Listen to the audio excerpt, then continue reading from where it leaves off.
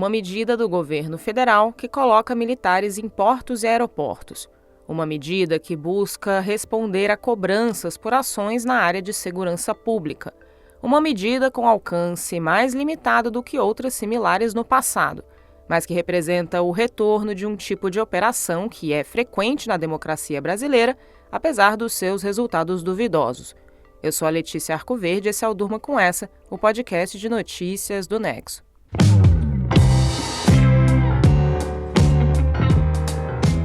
Olá, eu sou o Conrado Corsaletti, estou aqui com a Letícia para apresentar esse podcast que vai ao ar todo começo de noite, de segunda a sexta, sempre com notícias que podem continuar a ecoar por aí.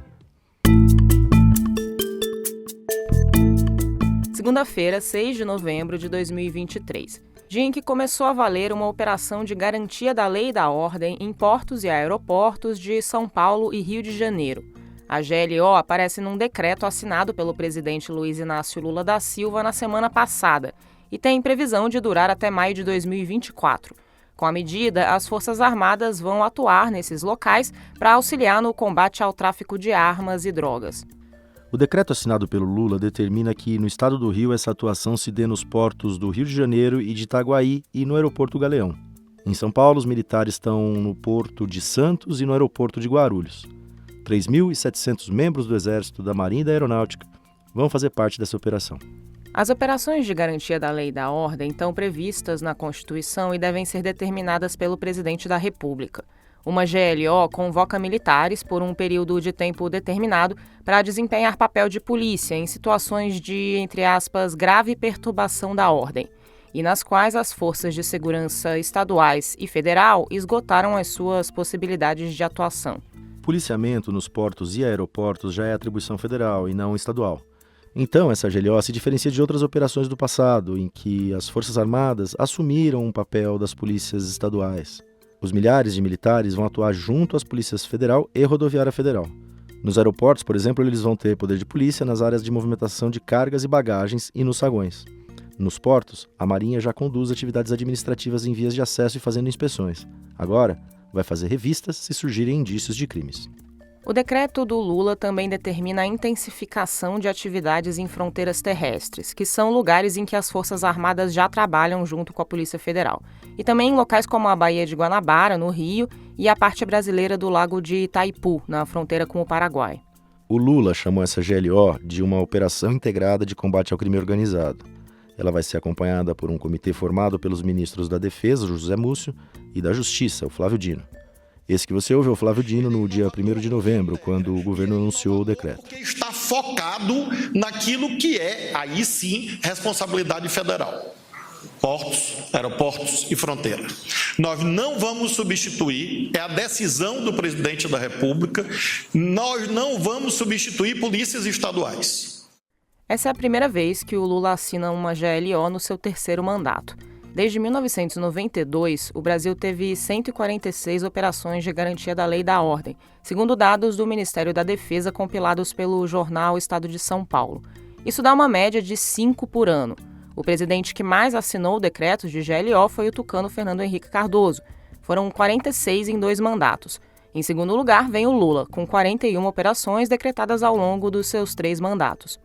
Cerca de um terço das operações de GLO, decretadas desde 1992, tem como objetivo lidar com questões de violência.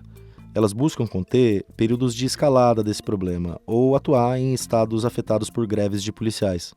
As demais motivações para a GLO são grandes eventos nacionais, operações de segurança durante o período eleitoral, apoio durante desastres ambientais, entre outros. O decreto sobre portos e aeroportos veio após milicianos incendiarem dezenas de ônibus no Rio de Janeiro, expondo o domínio dos grupos criminosos no estado. A pedido do governo estadual, o Rio já vinha recebendo agentes da Força Nacional e da Polícia Rodoviária Federal no patrulhamento de rodovias. Os ataques da milícia intensificaram essas ações conjuntas e ampliaram a cobrança aos governos por mais medidas de combate ao crime organizado. Especialistas em segurança pública dizem que o uso recorrente de GLOs no Brasil reflete uma incapacidade do Estado brasileiro em lidar com o crime organizado, algo que se torna mais agudo em momentos de escalada de violência. Afirmam também que essas medidas levam ao fortalecimento dos militares para além das funções que cabem a eles. e que as operações, muitas vezes, têm resultados inócuos ou superficiais. O próprio Lula ecoou essa visão, principalmente ao avaliar a intervenção federal na segurança pública do Rio de Janeiro em 2018, decretada pelo então presidente Michel Temer. Lula chamou a intervenção de pirotecnia e descartou uma medida dessa magnitude no Rio atualmente. Num café com jornalistas em 27 de outubro, enquanto comentava a intervenção no Rio de Janeiro, o presidente disse que não assinaria nenhuma operação de GLO no seu terceiro mandato. Eu não quero as Forças Armadas, na favela, brigando com bandido. Não é esse o papel das Forças Armadas. E enquanto eu for presidente, não tem GLO. O Rio de Janeiro passou, em 2018, por uma intervenção federal na segurança pública do Estado. Era a primeira intervenção desse tipo desde a Constituição de 1988 e poderia ter sido comandada por um civil. Por exemplo, depois dos ataques bolsonaristas em 8 de janeiro em Brasília, o governo Lula decretou intervenção na segurança pública do Distrito Federal por um mês e colocou um secretário do ministro Flávio Dino à frente do trabalho. Só que em 2018, o Michel Temer, que era o presidente, deu o trabalho de comandar a intervenção federal no Rio para um militar da ativa, o general Walter Braga Neto. Intervenção federal é diferente de GLO. Na intervenção, o governo federal assume o comando da segurança pública como um todo no estado. Na GLO, as Forças Armadas colaboram no patrulhamento das ruas ou em outros serviços de segurança. Em seus mandatos anteriores, o Lula recorreu a GLOs no Rio de Janeiro para pacificar comunidades de olho na Copa de 2014 e na Olimpíada de 2016. A jornalista Natália Viana, que é autora do livro Dano Colateral, a intervenção dos militares na segurança pública, conversou sobre a presença recorrente das Forças Armadas na área para a minissérie Uma Crise Chamada Brasil, do podcast Politiquês, publicada em 2022 pelo Nexo. A Natália lembra que no governo Lula havia uma visão de que era necessário aproveitar mais as Forças Armadas, e a escolha do país para abrigar esses grandes eventos se encaixou nessa demanda. As Forças Armadas participaram, a partir de 2010, das UPPs, as Unidades de Polícia Pacificadora, implementadas pelo governo estadual em comunidades cariocas. O Exército, principalmente, mas as demais Forças Armadas também foram muito fundamentais na implementação das UPPs. Então foi um uso estratégico para um momento em que havia uma vontade política de realizar um mega evento e também para, na verdade, normatizar o que seria o emprego das Forças Armadas na democracia. A Natália Viana conta que essa foi uma tentativa de acomodação do papel das Forças Armadas que acabou não dando muito certo. Isso porque o Exército é treinado para lidar com inimigos, não com a população civil. Isso levou a abusos e violações nas ocupações das comunidades. E também porque deu força política para uma instituição que não tem que lidar com política. Deu errado porque começou-se a utilizar demasiado, ou seja, antes da COP das Olimpíadas, houve um aumento imenso do uso do Exército, de uma maneira que se ficou a percepção de que não seria possível realizar esses grandes eventos sem a participação do Exército, por um lado e por outro, que deu poder de barganha política para a cúpula das Forças Armadas. A ideia de que os militares podem ser mais eficientes para gerir o país do que os civis ajudou a levar o Jair Bolsonaro ao Palácio do Planalto em 2018. O Braga Neto, que comandou a intervenção federal no Rio, foi ministro da Defesa e da Casa Civil do governo Bolsonaro. Depois foi candidato a vice-presidente na chapa do PL em 2022, na tentativa frustrada de reeleição do Bolsonaro. O Braga Neto hoje é investigado pela Polícia Federal por suspeita de fraude na compra de coletes à prova de balas para policiais que atuaram na intervenção no Rio. Ele ainda é investigado, assim como outros militares, por possíveis elos com o golpismo bolsonarista. Em outubro de 2023, o Tribunal Superior Eleitoral condenou o general, hoje já na reserva, a ficar inelegível por 8 anos junto com o Bolsonaro.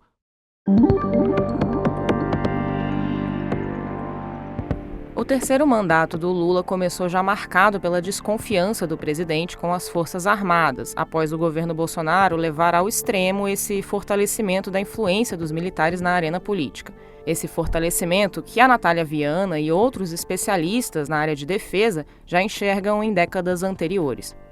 Os militares hoje estão pressionados pelo desgaste que sofreram durante o governo Bolsonaro. A CPI de 8 de janeiro pediu a punição de vários oficiais pelos ataques em Brasília naquele dia. Membros das Forças Armadas estão no centro de apurações criminais, como o ex-ajudante de ordens de Bolsonaro, Mauro Cid. Tenente-coronel é investigado por suspeitas relacionadas não só a golpismo, mas também ao desvio de joias do arquivo público e à adulteração de comprovantes de vacina. Na própria área da segurança pública, um episódio recente escancarou as falhas das Forças Armadas, com o extravio de 21 metralhadoras de uma unidade do Exército em São Paulo. As armas foram oferecidas ao crime organizado. A investigação sobre os culpados está em andamento. O discurso, em todos esses episódios, é de que são questões individuais e não da instituição. Mas uma pesquisa da consultoria Quest, publicada em agosto, mostrou que a confiança dos brasileiros nas Forças Armadas despencou em 2023. Em parte por causa de problemas como esses. Em parte porque os militares não cumpriram o que parte da população via como uma promessa, a de dar um golpe de Estado e manter Jair Bolsonaro no poder. Lula chegou a dizer, depois de 8 de janeiro, que foi confrontado naquele momento com a possibilidade de decretar uma operação de garantia da lei e da ordem na capital federal, e considerou que uma GLO teria sido um caminho para um golpe de verdade. Isso porque aí os militares atuariam diretamente na segurança. A operação de GLO nos portos e aeroportos atual tem um alcance menor do que outras ações do tipo decretadas nas décadas passadas. E essa hesitação que o Lula demonstra em apostar em ações mais amplas também faz parte da sua tentativa de afastar as Forças Armadas da política. Nessa segunda-feira, a Natália Viana, que também é diretora executiva da agência pública, escreveu na sua newsletter sobre o lugar da GLO dos portos e aeroportos nesse contexto. Para ela, abre aspas, este governo, assim como todos desde a redemocratização, não sabe o que fazer com umas Forças Armadas cuja principal marca continua sendo a mácula do golpismo histórico. Por outro lado, a nova GLO demonstra que os militares seguem sendo empregados em situações em que não existe plano algum. A coisa tá feia? Chame-se os militares. Fecha aspas.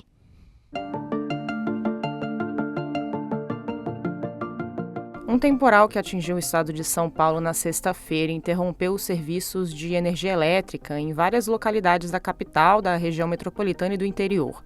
Serviços de internet, água e telefonia também tiveram problemas. A Mariana Vick escreveu sobre medidas que as cidades precisam adotar para preparar essa parte da sua infraestrutura para eventos climáticos extremos. Medidas de adaptação são muito importantes no contexto da mudança climática. São elas que podem diminuir a vulnerabilidade das cidades a eventos como grandes secas, inundações ou ondas de calor. Essas ações podem ter diversas formas, elas podem ser arquitetônicas, urbanísticas, econômicas, entre outras. Uma das medidas que poderiam ter amenizado os impactos das chuvas da última sexta-feira, que foram acompanhadas por ventos de mais de 100 km por hora, é o enterramento dos cabos de energia e comunicação. A queda de árvores em São Paulo após os ventos derrubou os cabos que estão hoje nas ruas e provocaram a interrupção dos serviços de energia, telefonia e internet.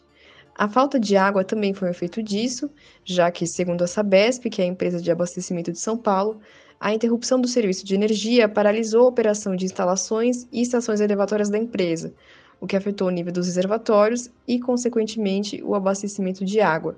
Eu falei dessa e de outras medidas que as cidades podem adotar lá no meu texto, além dos desafios para isso e as responsabilidades de governos e empresas. Você lê o texto da Mariana Vick na Ponto Futuro, editoria do Nexo, dedicada a pensar os próximos anos a partir de alguns temas-chave, como o clima e a gestão pública. É só acompanhar no nexojornal.com.br/Ponto Futuro.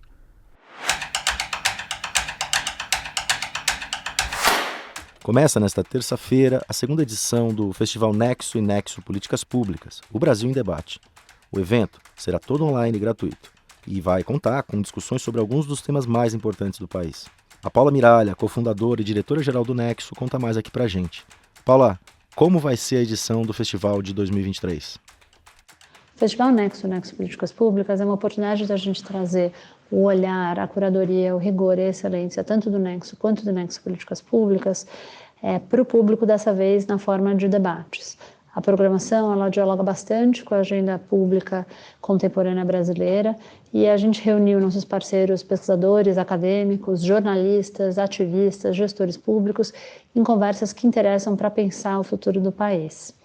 As mesas que se desenrolam ao longo das próximas 2 semanas vão tratar de temas variados. A gente vai falar de Amazônia, a gente vai falar das transições pelas quais o país precisa passar, de reforma tributária, do chamado identitarismo, de memória e reparação, assim como de equidade no que se refere à educação e ao mercado de trabalho, além de muitos outros temas.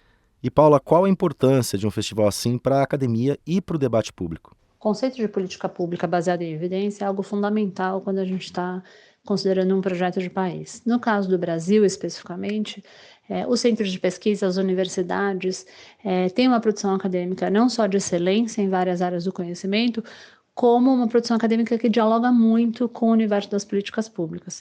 O festival é uma maneira de enfatizar esse diálogo, mostrar a importância e mostrar como, de fato, há uma conexão grande entre um conjunto de pesquisas muito relevantes para pensar a agenda pública brasileira. Ele é também uma forma da gente reiterar a missão do Nexo, que desde o seu lançamento procura contribuir para o fortalecimento da democracia no país. Na descrição deste episódio do Durma tem um link para você checar a programação completa do festival. E no nexojornal.com.br você acompanha a nossa cobertura das mesas do evento nos próximos dias. Nesta terça-feira agora, você está convidado a acompanhar uma mesa sobre gênero, raça e mercado de trabalho, às 11h30, e outra sobre políticas alimentares no Brasil, às 17h. Da operação de garantia da lei e da ordem nos portos e aeroportos, passando pelo estrago da chuva na infraestrutura de cidades e terminando com a nova edição do festival Nexo e Nexo Políticas Públicas, o Brasil em Debate, durma com essa. Com roteiro, apresentação e produção de Letícia Arcoverde, edição de texto de Aline Pellegrini, apresentação de Conrado Corsaletti, participações de Mariana Vick e Paula Miralha, edição de áudio de Pedro Pastoriz. Termina aqui, mas não durma com essa. Amanhã tem mais. Até!